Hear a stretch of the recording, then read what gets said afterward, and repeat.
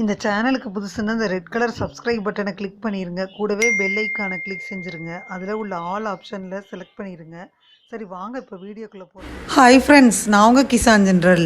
இன்றைக்கி இந்த பதிவில் நம்ம என்ன பார்க்க போகிறோம்னா, இப்போ கார்த்திகை தீபம் வருது, விளக்கு ஏற்றணும் இல்லையா? அதுக்கு ஒரு புது தகவலை பார்த்துடலாம் ஃப்ரெண்ட்ஸ். கார்த்திகை தீபம் என்றாலே நம் ஞாபகத்திற்கு வருவது வீடு முழுவதும் ஏற்றி வைக்கும் அகல் விளக்கு தான் ஃப்ரெண்ட்ஸ். இந்த அகல் விளக்கு நம்ம அதிக அளவில் செலவு செஞ்சு எண்ணெய் திரிகள் போன்றவையெல்லாம் போட்டு நம்ம ஏற்ற வேண்டி வருது. தீபத்திற்கு இவ்வளவு செலவு செய்யாமல் சிக்கனமாக எப்படி நம்ம கார்த்திகை தீபத்தை ஏற்றி கார்த்திகை பெருவிழாவை கொண்டாடுவதுன்றதை பார்த்துடலாம். தீப திருநாளுக்கு முதல் நாள்லேருந்து வேலைகளை செய்ய தொடங்குகிறோம். அதில் முக்கியமான வேலை அகல் விளக்குகளை சுத்தப்படுத்துவது. புதிய விளக்குகளை கொஞ்சம் வாங்கினாலும் பழைய விளக்குகளை எண்ணெய் பிசுக்கு புகை தேய்ச்சி எடுத்து விளக்கை ஏற்றணும். இந்த பழைய விளக்குகளில் எண்ணெயை சுத்தப்படுத்துவது என்றது சாதாரண விஷயமா அவங்களுக்கு?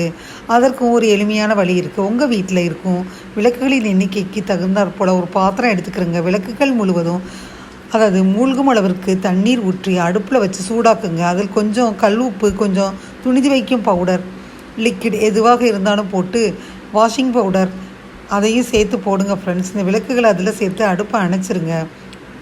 அப்புறம் விளக்க வெந்நீரில் அப்படியே சிறிது நேரம் விட்டுருங்க. எண்ணெய் பிசுக்கு அனைத்தும் வெளியில் வந்துடும். அதற்கு பிறகு விளக்குகளை எல்லாம் எடுத்து வேறு ஒரு பாத்திரத்தில் போட்டு தண்ணி ஊற்றி அலசி எடுத்து காட்டன் துணி வச்சு அதாவது நல்லா தொடச்சிருங்க ஃப்ரெண்ட்ஸ். அந்த பிசுக்கெல்லாம் நீங்கி ரொம்ப புதுசாகவே தோன்றும்.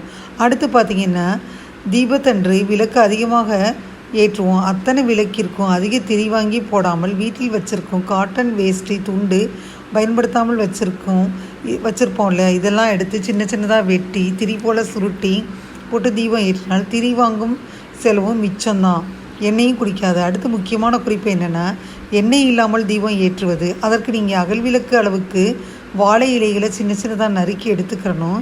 இப்போ அது அகல் விளக்கில் பாதி அளவு தண்ணி ஊற்றி திரி போட்டுக்கிறங்க.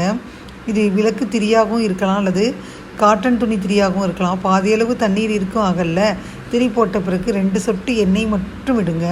அதுக்கு பிறகு நறுக்கிய வாழை இலைகளை விளக்கு மீது வச்சுருங்க. வாழை இலைக்கு பதிலாக பிளாஸ்டிக் கவரை கூட பயன்படுத்தலாம். விளக்கின் மீது இருக்கும் வாழை இலை பார்த்திங்கன்னா திரி ஏற்ற கொஞ்சமாக இடம் விட்டு மூடி இருக்கணும். இப்போது விளக்கை ஏற்றுங்க.